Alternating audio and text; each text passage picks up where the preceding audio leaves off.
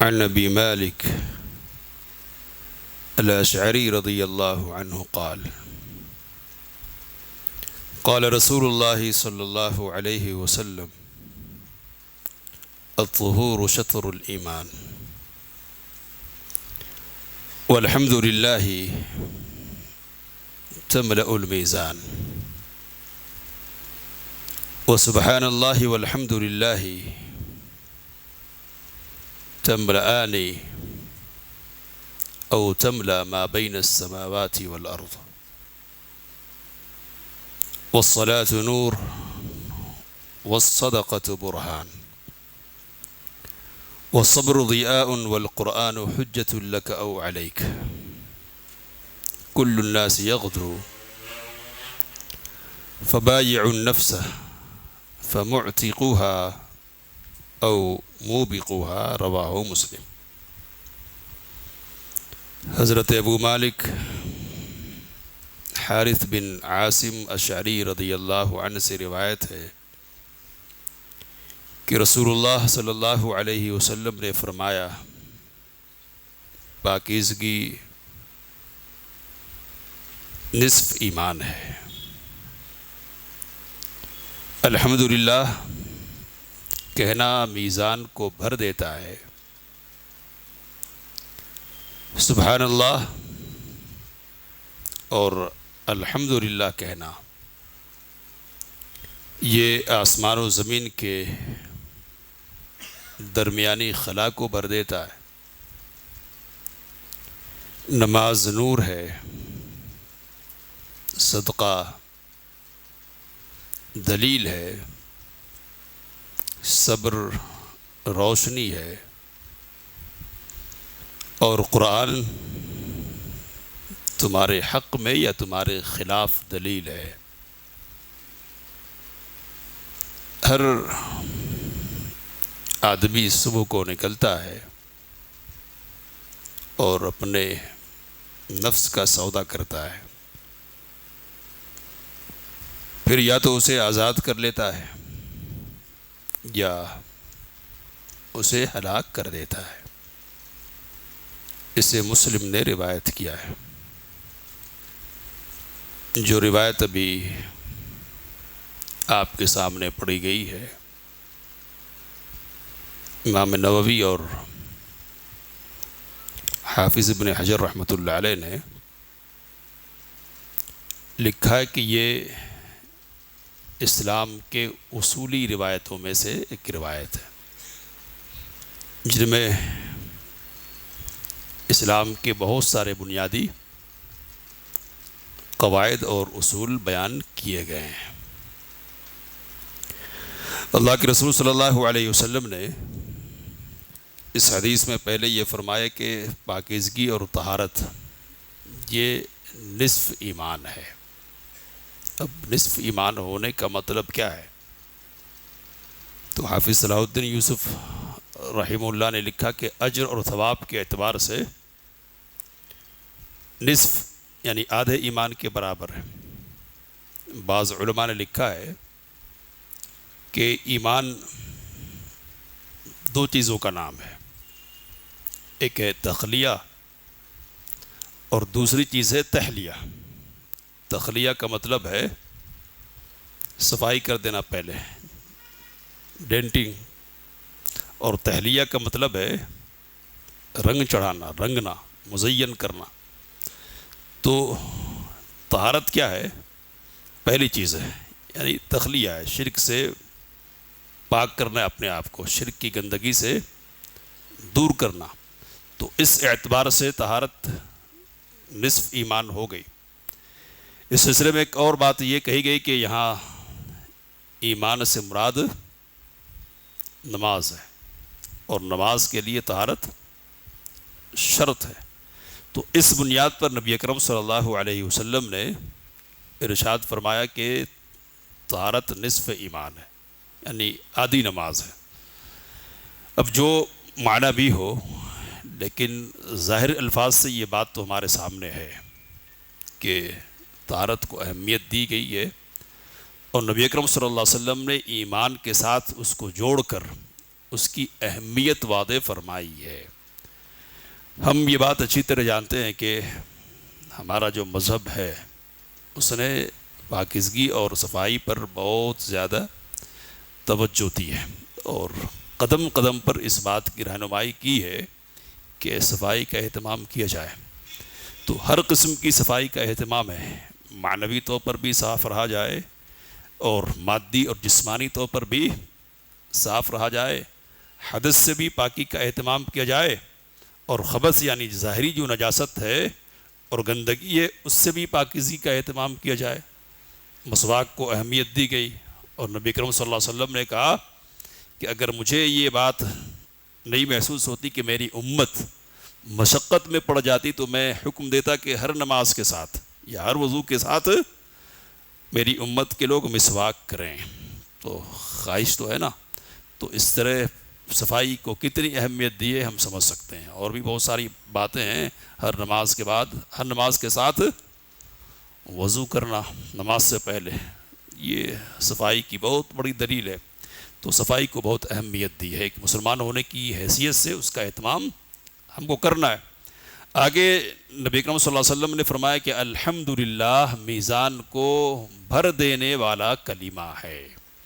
تو ثواب اور اجر کے اعتبار سے اس قدر یہ وزنی ہے اور اس قدر کثرت ثواب والا کلمہ ہے کہ میزان میں جب کلمات تولے جائیں گے تو اس کا وزن اتنا ہوگا کہ یہ میزان کو کیا کر دے گا، بھر دے گا۔ تو الحمدللہ کا مطلب کیا ہے؟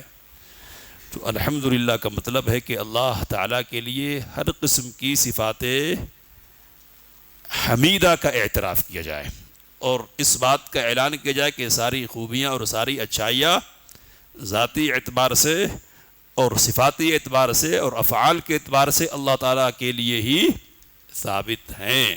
تو حمد کہتے ہیں خوبیوں کے بیان کو، کہا کہ جو اللہ کی حمد بیان کرے، اس کی خوبیاں بیان کرے، اس کے لیے یہ بشارت ہے کہ اس کا یہ عمل اس کے لیے کثرت اجر و ثواب میں اس قدر ہوگا کہ قیامت کے دن میزان کو بھاری اور بھر دینے کا باعث بنے گا۔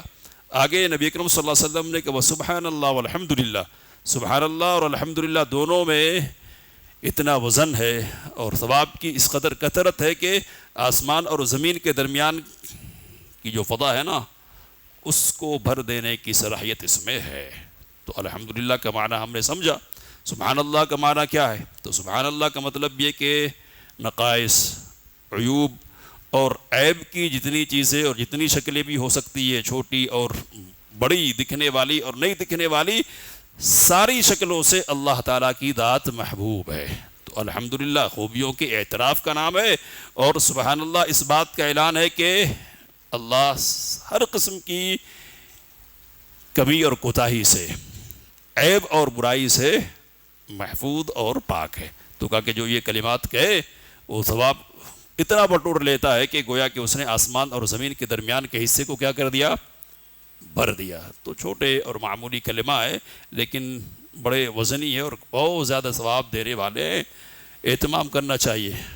سنانے اور بتانے کا مقصد تو یہی ہے، صرف یہ نہیں کہ سن کر خوش ہوا جائے، مطلب یہ ہے کہ ان کلمات کو کہنے کا اہتمام تمہیں کرنا چاہیے۔ آگے نبی اکرم صلی اللہ علیہ وسلم نے کہا والصلاۃ نور، صلاۃ نور ہے۔ تو دنیا میں یہ اس طور پر نور ہے کہ نماز کی ادائیگی کرنے والا بابصیرت ہو جاتا ہے، صحیح اور غلط کے درمیان تمیز کی صلاحیت اس کے اندر پیدا ہو جاتی ہے، اور نماز اس کو برائیوں سے روک دینے کا ذریعہ بنتی ہے۔ ان الصلاۃ تنہی عن الفحشاء والمنکر۔ ایک آدمی اگر برائی کرنے والا ہے اور نماز کا اہتمام کرتا ہے تو عین ممکن ہے، اس بات کی امید کی جا سکتی ہے کہ اس کی نماز اس کو برائی سے روک دے۔ نبی اکرم صلی اللہ علیہ وسلم سے شکایت کی گئی کہ فلاں شخص ہے جو نمازوں کا اہتمام کرتا ہے، رات میں دن ہوتا ہے تو چوری کرنے لگ جاتا ہے۔ تو نبی اکرم صلی اللہ علیہ وسلم نے کہا کہ اس کی نماز اس کو روک دے گی۔ تو نماز میں یہ صلاحیت اللہ تعالیٰ نے رکھی ہے کہ وہ انسان کو برائی سے روکتی ہے اور اس کے لیے روشنی اور رہنمائی کا ذریعہ بنتی ہے۔ آگے نبی اکرم صلی اللہ علیہ وسلم نے کہا صدقہ برہان ہے، دلیل ہے۔ تو صدقہ کو صدقہ کہتے ہی اس لیے کہ وہ ایک مومن کے سچے مومن ہونے کی دلیل ہے۔ اسی بات کو نبی اکرم صلی اللہ علیہ وسلم نے کہا کہ صدقہ دلیل ہے، یعنی ایک آدمی کے صحیح مومن ہونے کی دلیل ہے۔ مال خرچ کرنا یہ آسان کام نہیں ہوتا ہے، محنت کر کے حاصل کیا ہے مال، اب اس کو نکالنا انسان کے نفس پر بہت گرا ہوتا ہے، ایمان کے تقاضے کے طور پر آدمی نکالتا ہے۔ تو یہ جو نکالنا ہے نا، یہ اس بات کی دلیل ہے کہ سینے میں ایمان ہے، واقعی ایمان ہے، اور یہ نکالنا اس بات کی دلیل ہے کہ جو نکال رہا ہے وہ کیا ہے؟ سچا مومن ہے، اس کے اندر واقعی ایمان موجود ہے۔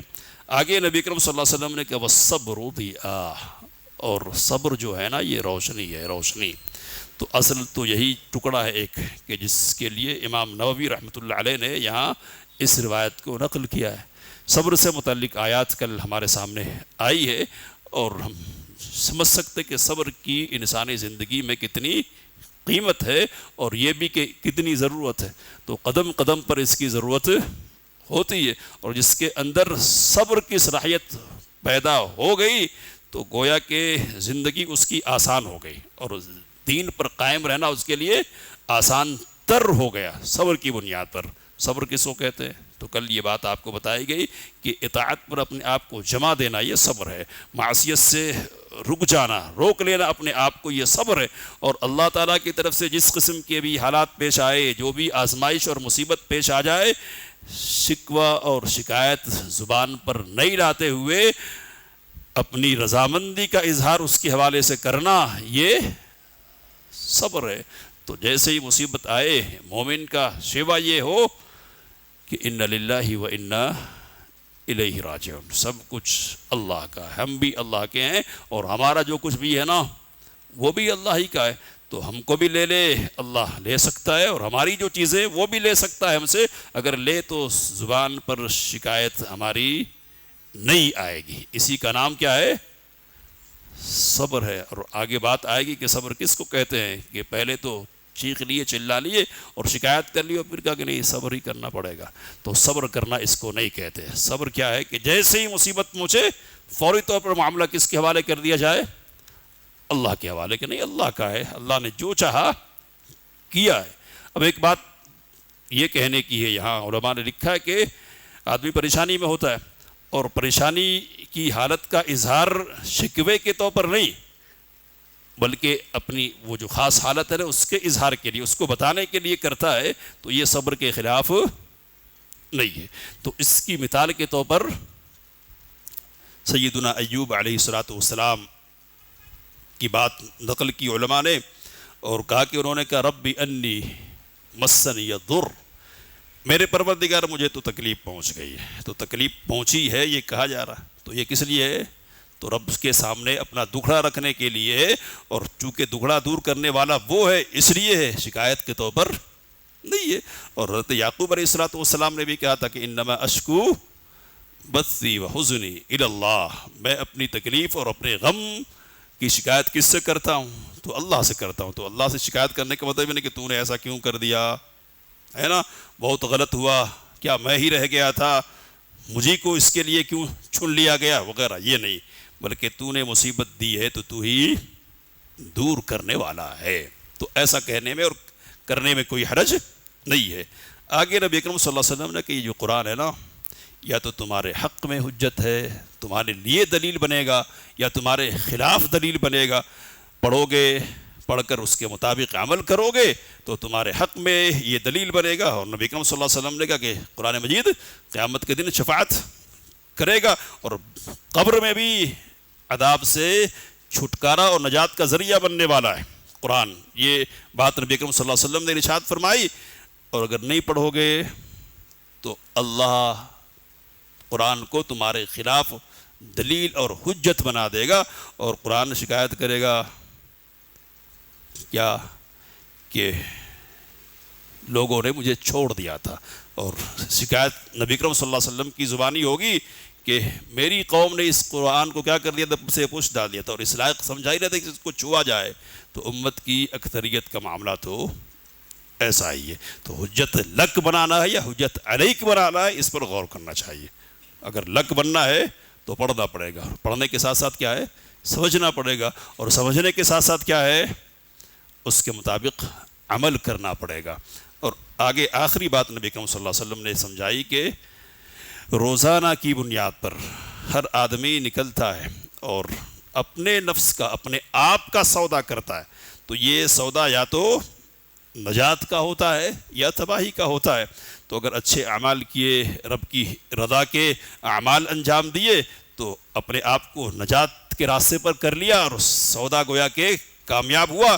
اور اگر رب کی خلاف ورزی کی، اس کے احکام سے بے اعتنائی برتی، اس کی نافرمانی کی، تو اپنے آپ کو ہلاک کر لیا۔ تو روزانہ کی بنیاد پر یہ ہوتا ہے، تو ہر ایک کو تولنا ہے کہ وہ کیا کما رہا ہے یا کیا گنوا رہا ہے، کمانے کا کام ہو رہا ہے یا گنوانے کا، بچنے کا ہو رہا ہے یا اپنے آپ کو ہلاک کرنے کا۔ تو یہ بڑی عظیم حدیث ہے جس میں نبی اکرم صلی اللہ علیہ وسلم نے بہت ساری باتیں بیان فرمائی ہے، اور جو باتیں کہی ہے آخر کی باتیں تو اہم ہے بہت، لیکن مزید پہلے جو باتیں ہیں نا وہ بہت زیادہ ایسی نہیں ہے کہ جن پر عمل کرنا مشکل ہو۔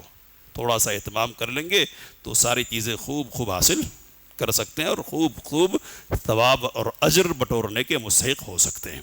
اللہ سے دعا کہ ان باتوں کو سمجھنے اور ان سے کام لینے کی توفیق عنایت فرمائے۔